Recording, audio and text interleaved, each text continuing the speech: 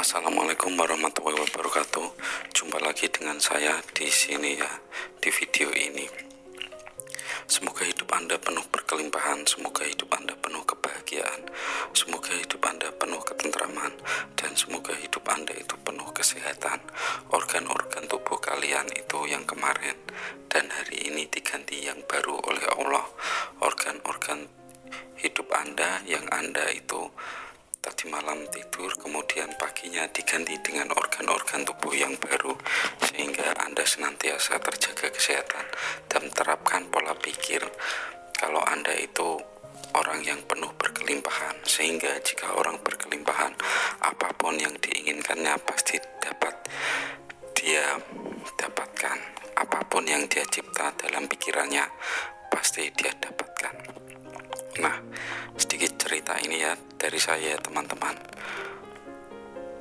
Banyak orang ya, banyak kiai atau ulama atau apa, itu banyak. Jika saya juga pernah dikatakan sama guru saya, jika kamu itu pengen rezekinya banyak, pengen uangnya banyak, maka banyak-banyak beristighfar ya. Jika kita ingin kaya, artinya kita harus beristighfar, itu kata ulama atau kiai. Setelah saya melogikakannya, istighfar itu artinya itu memohon ampun atas segala kesalahan-kesalahan. Kenapa kita disuruh memohon ampun kalau kita menginginkan rezeki? Kemarin juga ada orang yang bertanya kepada saya kepengen kaya, hutang saya banyak, bagaimana caranya saya supaya bisa melunasi hutang? Soalnya saya itu sudah dapat amalan dari kiai saya, rumah saya kena bank, semua mobil terjual, dan aset-aset keluarga kami itu sudah hilang. Sampai dia hutang bank itu sampai ratusan juta teman-teman, dan dia sambat mengeluh cerita begitu kepada saya, dan dia juga sering melakukan amalan ya. Saya sudah melakukan amalan, Pak. Oh, suaranya seperti ini.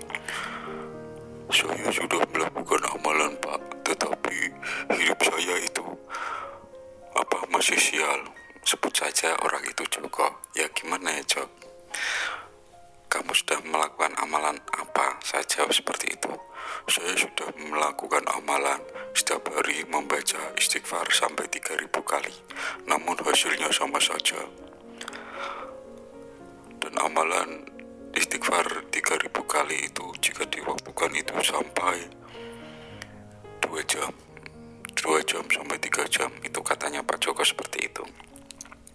Ya, orang sial, orang apes ya, orang penuh hutang dan orang kehilangan aset-aset keluarga, malah dia melakukan istighfar. Ya, saya sama juga dulu disuruh guru saya untuk melakukan istighfar untuk mendapatkan rezeki yang besar, tapi saya masukkan logika itu tidak masuk, teman-teman.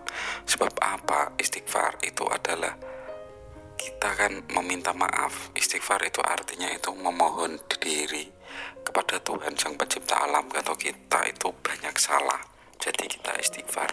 Logikanya gini, Tuhan itu begini, yang kamu butuhkan itu apa? Uang. Yang kamu butuhkan itu apa? Untuk membayar hutang. Kelimpahan. Yang kamu butuhkan itu apa? Untuk membeli rumah, membeli tanah, membeli kos-kosan, ruko, dan lain-lain. Itu apa? Uang. Tapi kamunya malah baca istighfar, ya itu kamu tidak genah lah. Tuhan itu mempunyai gelar Rahman Rahim, Maha Pengampun. Kata Maha itu artinya tak terbatas ya. Kata Maha itu artinya tak terbatas. Jika kita ingin kaya raya, janganlah kita memohon ampun, memohon istighfar setiap hari. Kita memohon ampun Tuhan 1 kali saja, saya yakin dosa-dosa kita semua itu sudah diampuni oleh Allah atau Tuhan jagat semesta raya. Sebab Tuhan itu Maha Pengampunannya itu tak terbatas. Ini bukan agama Islam saja ya, ini untuk semua beragama. Memohon maaf itu perlu, minta maaf sama Tuhan itu perlu, tapi jangan dilakukan terus-menerus, jangan dilakukan berulang-ulang, seolah-olah itu kita itu penuh banyak kesalahan ya. Kalau kita banyak kesalahan yang dari dalam, maka yang dari luar kita akan memicu kesalahan-kesalahan baru.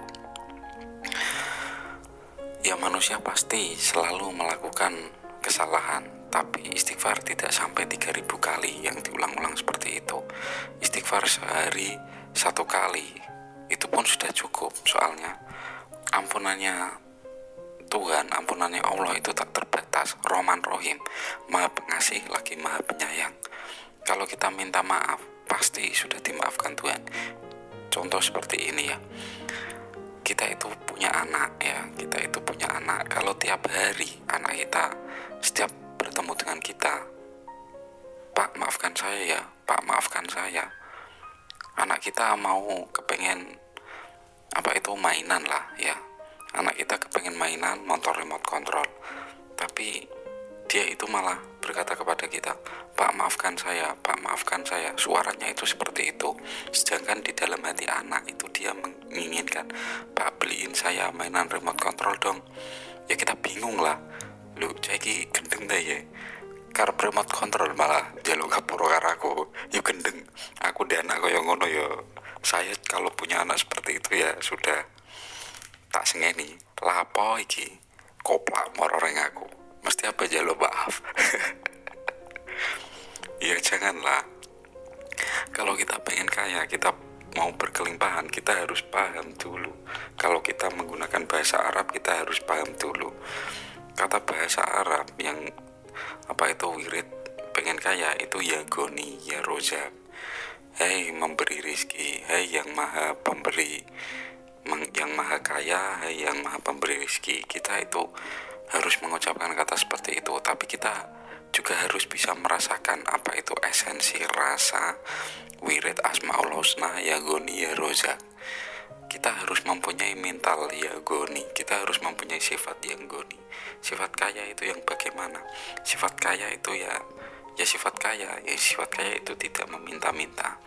Sifat rozak, sifat yang memberi rezeki, sifat yang memberi pertolongan kepada orang lain. Intinya itu seperti itu. Kalau mental itu sudah tertanam dengan wirid ya goni ya rozak yang sudah Anda pahami, yang sudah bisa mengeluarkan rasa dari dalam, maka otomatis cepat hidup Anda itu akan kaya, karena itu sudah selaras seperti itu teman-teman.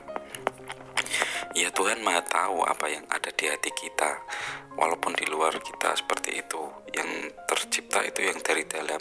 Tapi ya kita juga harus masuk akal lah. Kita tinggal di alam Indonesia ya, semesta Indonesia, bahasa Indonesia. Namun kalau kita memakai bahasa Arab, kalau kita paham sih tidak apa-apa, tapi kebanyakan kan tidak paham ya, jadi malah salah kaprah. Pengen rezeki banyak, pengen beli rumah, pengen hutangnya lunas, malah wiridnya astagfirullahaladzim. Ya, gendeng itu pembohongan itu teman-teman. Itu sama sekali tidak masuk akal dan tidak masuk logika. Cobalah teman-teman renungkan jika masih melakukan seperti itu. Ya langsung saja ya. Keliru, maksud saya Selasa Legi ya. Selasa Legi mempunyai pendirian baik, pendiam.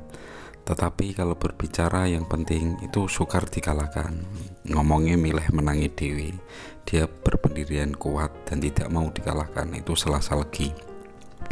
Jodohnya yang kelahiran 13 dan 18, yaitu misalnya Jumat Pon, Sabtu Wage, Ahad Kliwon, Kamis Legi, Sabtu Pahing. Kehidupannya, masa mudanya selalu berusaha dengan iktikad yang baik dan halal, tetapi sewaktu-waktu terbentur dengan kebutuhan yang mendesak. Mudah dipengaruhi oleh perbuatan-perbuatan yang menyimpang, yang bisa menjerumuskan ke lembah kehinaan atau kejatuhan kepada dirinya sendiri. Untuk itu, perlu kewaspadaan dari orang tua atau pengasuhnya. Setelah dewasa dan berkeluarga, maka hidupnya bisa baik, sekalipun dalam batas minim. Sebab ia akan bertanggung jawab kepada jodohnya itu. Pekerjaan yang cocok adalah karyawan, pekerja seni, dan kerajinan. Nah itu ya untuk yang weton Sabtu Legi. Semoga hidup Anda itu bisa kaya, berkelimpahan, dan semua orang-orang yang menonton video ini hidupnya bisa kaya, bisa berkelimpahan, bisa sehat, bisa bahagia selalu. Nah itu semoga bermanfaat. Sedikit dari saya. Akhir perjumpaan ini saya ucapkan wassalamualaikum warahmatullahi wabarakatuh.